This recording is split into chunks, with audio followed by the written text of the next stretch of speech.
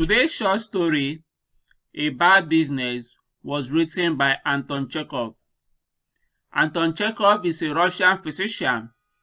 He was considered one of the greatest short story writers of all time. He has also written plays that were attempted to be classical. He was born in 1860 and he died in 1904. He was quoted as saying, "Medicine is my lawful wife, and literature is my mistress." He was born into a poor background, and this has reflected in his writings. His earliest short stories were written to make money. Anton Chekhov believes that the role of an artist and also a writer is to ask questions and not to answer them. Now that we have a brief on the profile of the author, let us go to the reading room and consider his short story, A Bad Business by Anton Chekhov. Some of the features of the story we will analyze in this video are the following. We will consider a summary of the story. Then we'll analyze the setting and the characters in the story. Then we'll see what a reader can expect from the story through questioning. And then we'll consider the theme of the story. First, a summary of the story. We see that several religions have the concept of Judgment Day. That is a day when each person will answer for their sins. Likewise in this story. This is the story about the encounter between a watchman, Timofey, and a ghost which pretends to be an old pilgrim. The pilgrim knows that because it is very dark at the graveyard where the watchman accosts the pilgrim, the watchman cannot see him to verify that he is lying. The pilgrim tells the watchman that he has lost his way, to which the watchman replies that once tempted to sin by you. What the watchman means by that statement is that he assumes the pilgrim is drunk and has lost his way. Therefore, he could easily steal from the pilgrim. The pilgrim tells the watchman he is terrified. Could the watchman lead him to the gates of the graveyard? On their way, the pilgrim tells the watchman in innuendos that this is a visitation from the Lord. The watchman is confused by such statements. The pilgrim then tells him about death, that all men are equal when they die, whether rich or poor, to which the watchman agrees. At the gate, the pilgrim reveals himself to the watchman.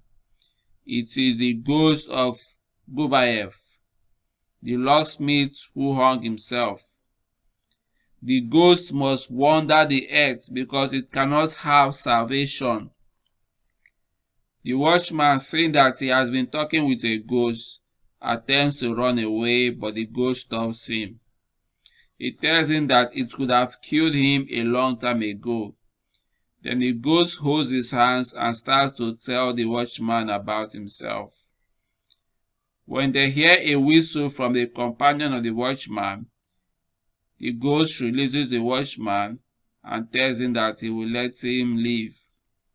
The watchman can go. Frightened, the watchman runs away from the gate and is astonished that in the darkness, light shines forth from the altar of a faraway church onto the graveyard. Now let's consider the setting of the story. The narrator starts the story by telling us that the graveyard is dark, pitch dark. The narrator is playing with the concept of darkness when the ghost, who claims to be a pilgrim, tells the watchman that he cannot see. In retrospect, the pilgrim or ghost is actually saying what the watchman is thinking. The ghost knows the watchman cannot see that it is a ghost he is talking to, but only hear him. The watchman thinks that the ghost is 3 persons, but the ghost assures him that he is alone and a pilgrim. At the graveyard, the wind is howling. This accentuates the concept of fear that the watchman is having, although he tries not to show it.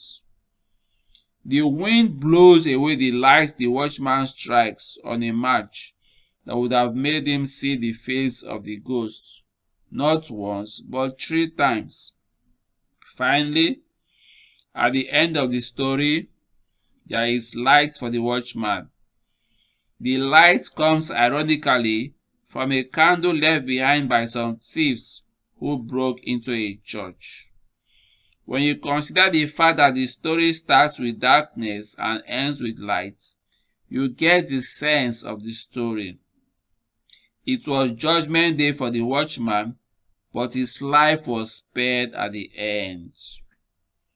Now, for the characters. There are 2 characters in the story, the watchman and the ghost. We'll shed a spotlight on the watchman.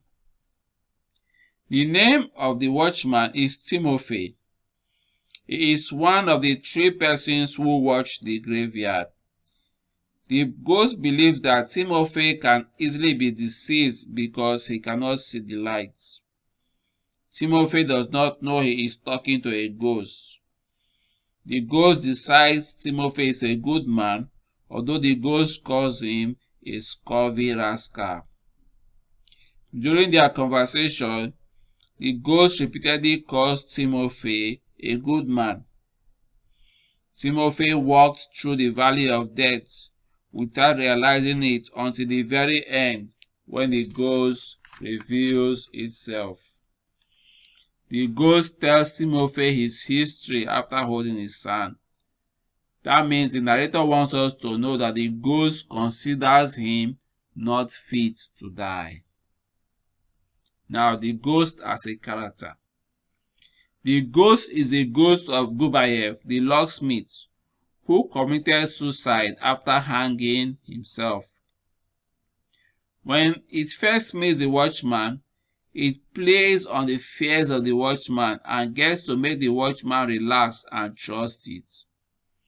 It later tells the watchman that he can easily be deceived, but it knows that this is possible because the graveyard is pitch dark, so dark that no one sees each other.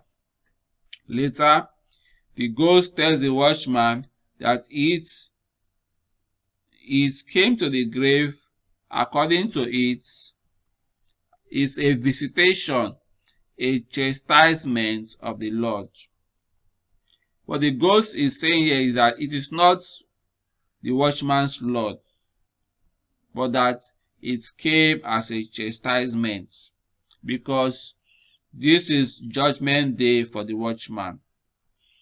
The watchman has committed some sins which the ghost is aware of and comments on, but yet he does not deserve to die.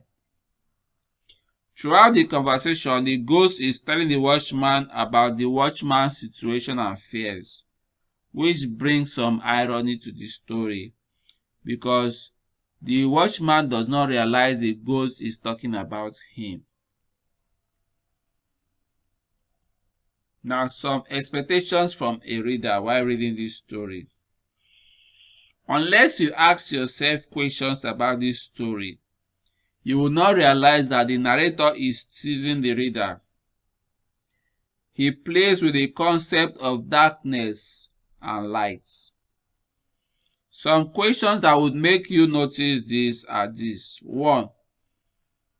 Why does the ghost complain that it cannot see? Answer: this is because it is talking about the watchman. It is dark and it is the watchman that cannot see, not the ghost who cannot see. Also, why was the watchman easily fooled by the ghost?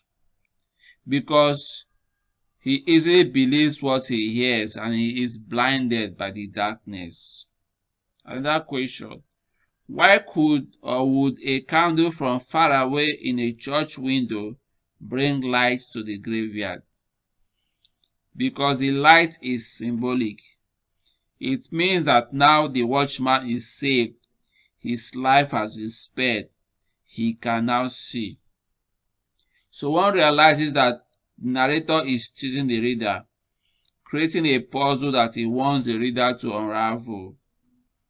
When the whistle from the watchman companion is heard at the gate, the ghost is already finished with his judgment of Timofey and the message it came to deliver. Timofey's life is spared. He could continue to be a watchman. But yet, why did it spare Timofey, the watchman? The answer: remember, the ghost had earlier said that it would never get salvation. It would be wandering the earth. But Timofey has a chance to get salvation. After the encounter with the ghost, Timofey should think about his past and why he was spared, and go to the church for salvation. Only the living can get salvation. Now let's consider some themes inherent in the story. After reading the story the second time, one message I think the narrator was trying to pass across is this: our good deeds can save us, so we should do good during our time on earth. We never know when or how.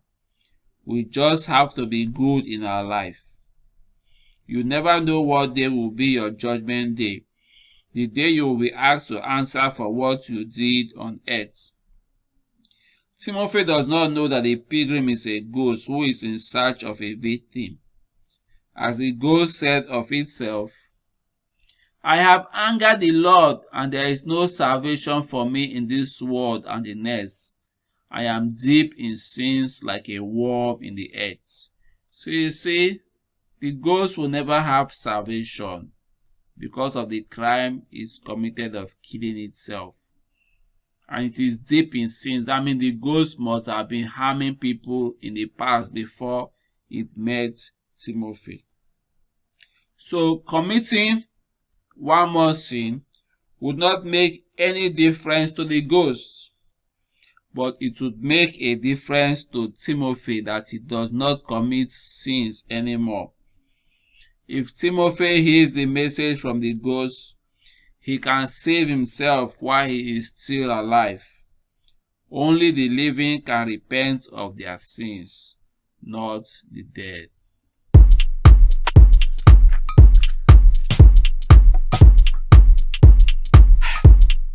Welcome back. I have pasted the link to the short story in the description below, so you can read it online. You will have so much pleasure from doing so. Also, if you like to receive notification when I post more analysis of stories, subscribe to this channel with the subscription button below, so that you'll be sure to receive notifications the very moment. Have a nice day.